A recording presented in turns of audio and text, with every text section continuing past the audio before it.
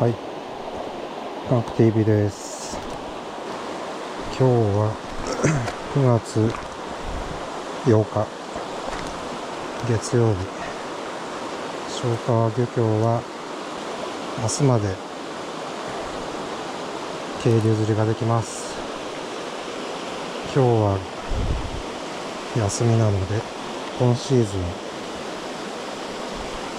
最後の渓流釣りとなります。じゃあ頑張っていきます。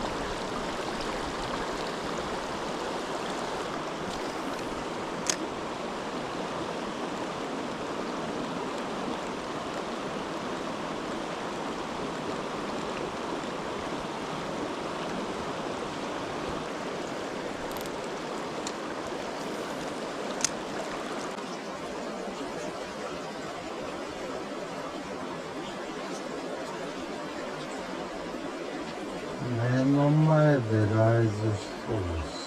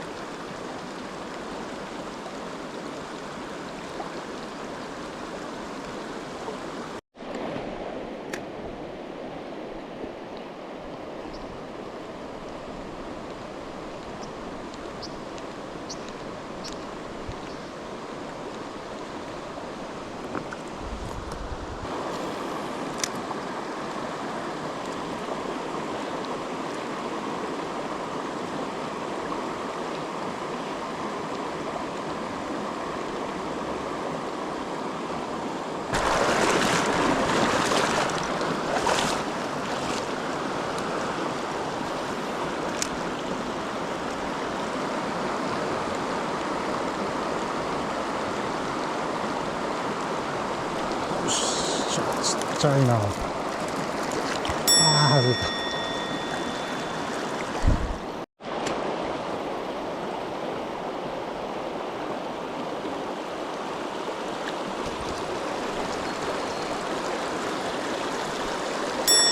外れた。